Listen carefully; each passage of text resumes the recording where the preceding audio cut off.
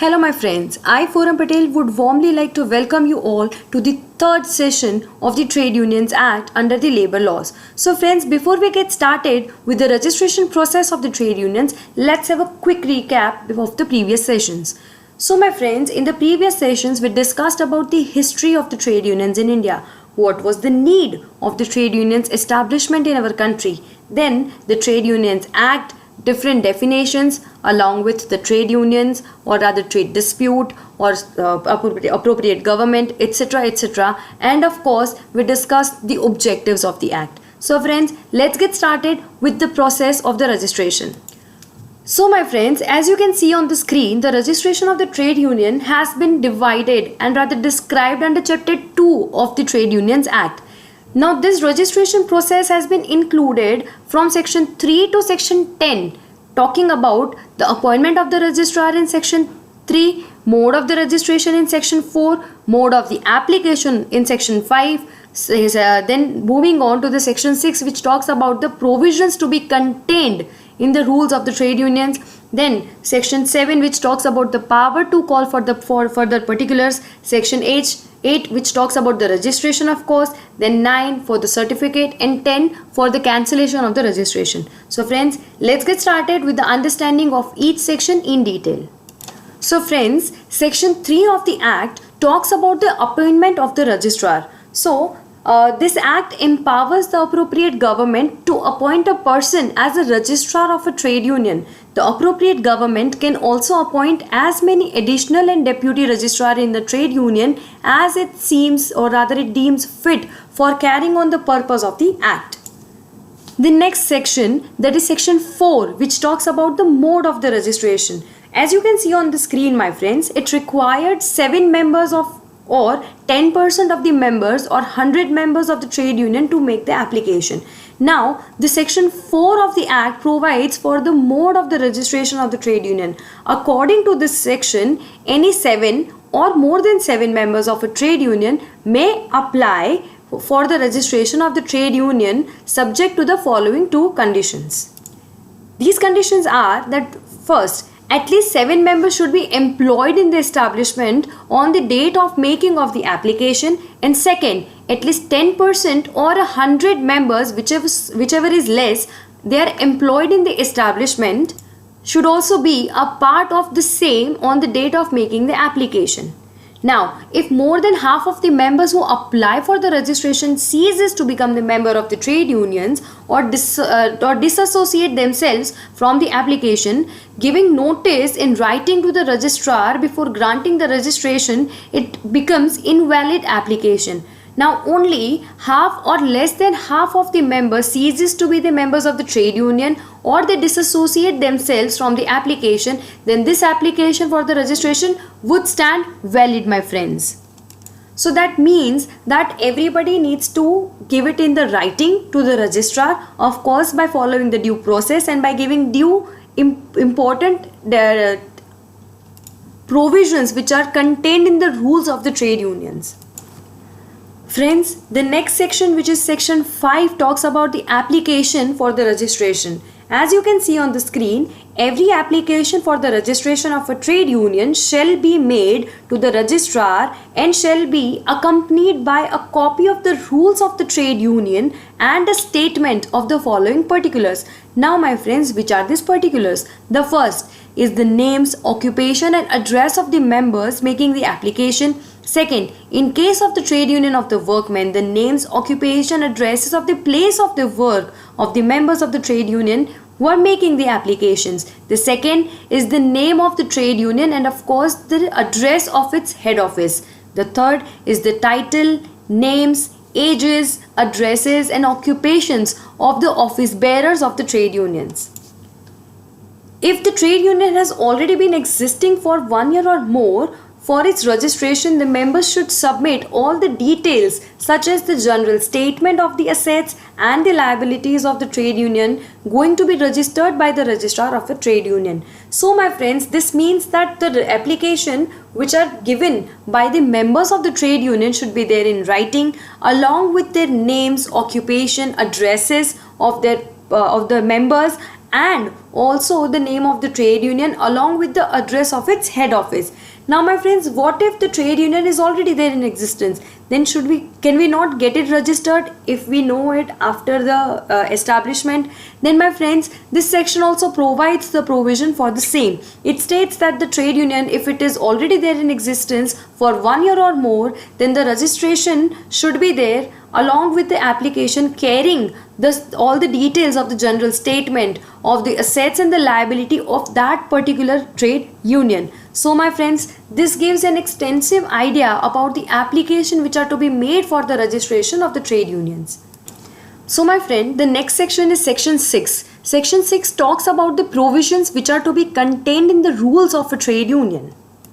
This section of the Act enlists the provisions which should be contained in the rules of a trade union, and it provides that no trade union shall be recognized unless it has established an executive committee in accordance with the provisions of this Act and its rules, which specify the following details, namely, so my friends, the details that you can see on the screens, that are the name of the trade unions, the object of the trade union, general funds of the trade union by its members which should be properly used for the lawful purposes only. Then a list which specify the members of the trade union which shall be maintained. This list shall be inspected by the office bearers and the members of the trade unions.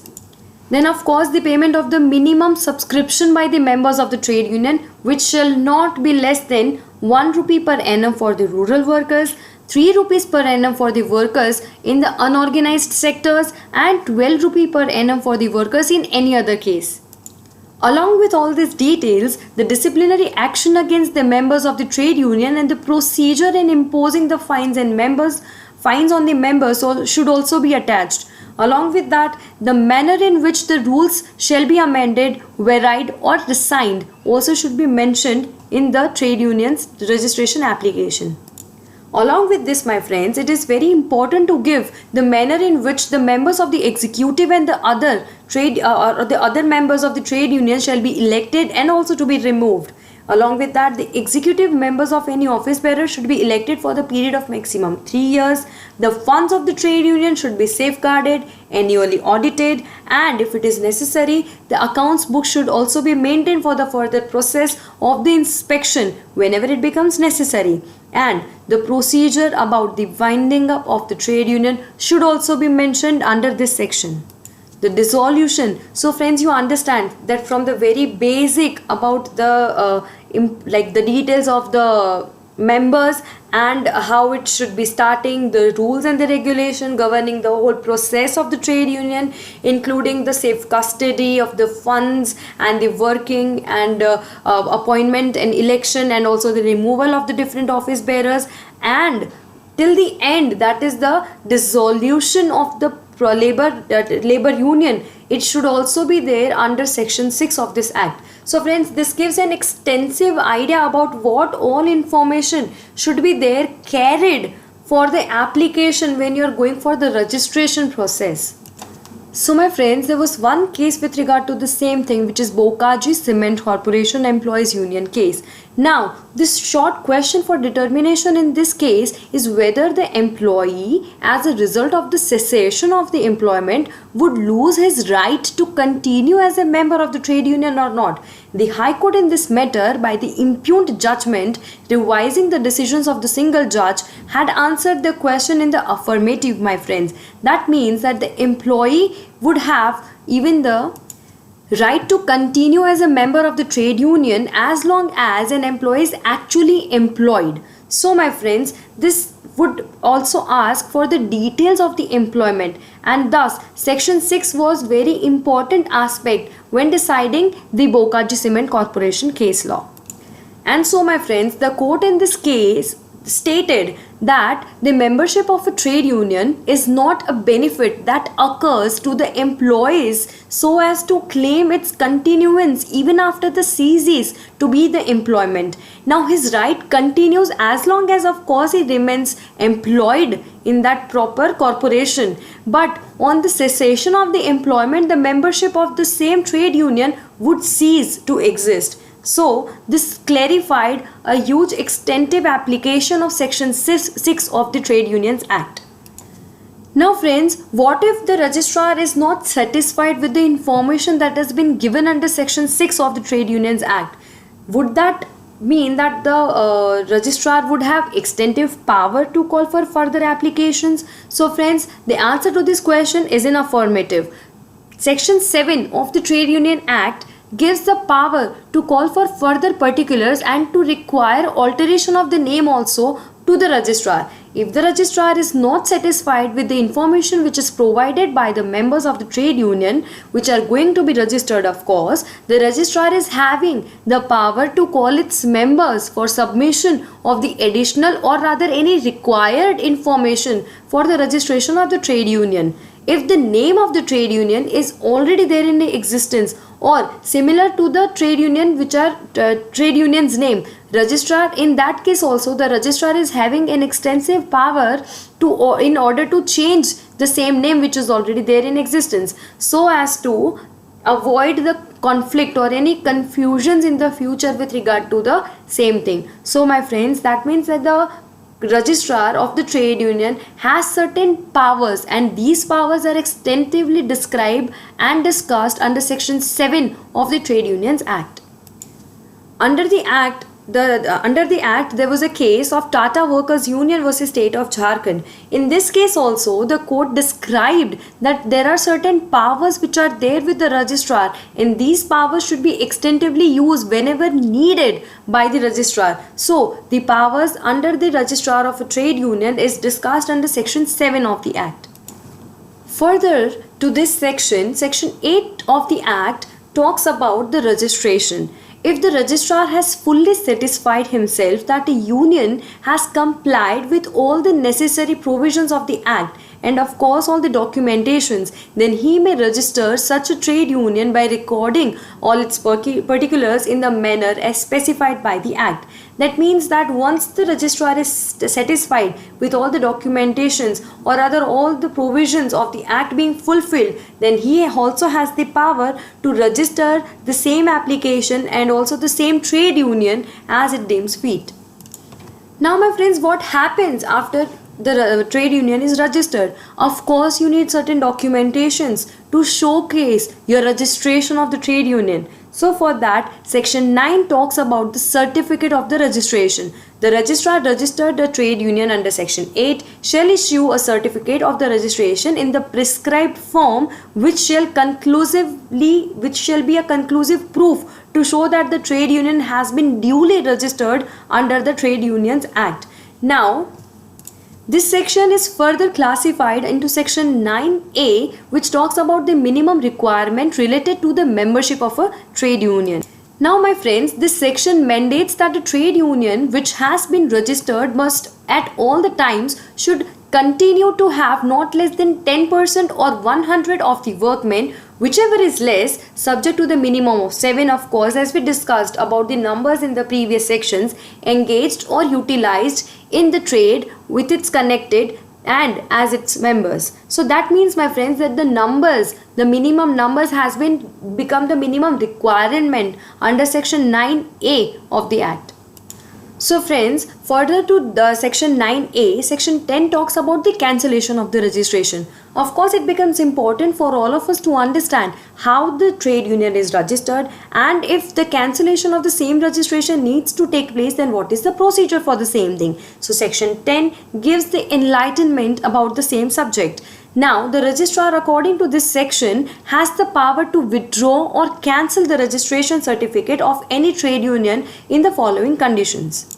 These conditions are there: that on the application made by the trade union seeking to be verified in such manner as it may be prescribed by the Act. The second, that if the registrar is satisfied with the fact that the trade union has obtained the certificate by any wrongful method or fraud or deceit, then also it has all the power to cancel the registration. Further to that, the trade union has ceases to exist also give one of the reasoning for the cancellation of the registration.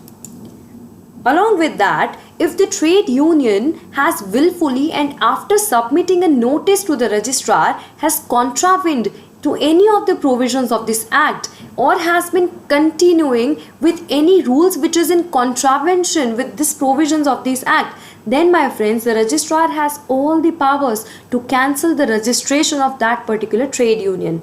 Or other than that, the last point is that if the union has rescind any rules provided under section 6 of this act, that means my friends, if the rules have not been followed given under section 6 of this act, then also the registrar of the trade union can cancel the registration. Or rather, when there are no minimum required numbers of the members in the trade union also, the same trade union may also get cancelled for the registration. Now my friends, further to section 10, we do not stop here. The trade unions, if their registration has been cancelled, they all have the right to make an appeal in the courts. Now what happens in the provisions of the appeal, my friends? If the registrar of the trade union stops registration of the trade union or it withdraws the registration, the members can appeal to the labor court or an industrial tribunal within its jurisdiction, of course. The courts may dismiss the appeal or pass an order directing the registrar to register the same trade union and to issue a certificate of the registration under the provisions of section 9, or setting aside the order for the withdrawal as well. So my friends, that means that appeal is possible, or rather appeal is allowed when we are talking about the registration process under the Trade Unions Act. The trade union, my friends, is also giving the extensive power to the registrar to cancel the registration process, or rather to allow the registration of the trade union, and also it gives the extensive liberties to its members. Whenever such kind of act is taking place, there is always a provision to make the appeal, or rather to being heard, so that the main objective of the act is properly fulfilled. Now friends, when we are talking about the appeal, that means we need to understand the registered office. Section 12 of the act lays down that all the communication then in the notices to any trade union must be addressed to its registered office, of course. If the trade union changes the address, it has to inform the same to the registrar within the prescribed time period, which is 14 days in writing, and of course the record must be maintained for the same thing. Now my friends, the section 13 of the Trade Union Act states that every trade union which is registered according to the provisions of the act shall be incorporated by the name under which it is registered.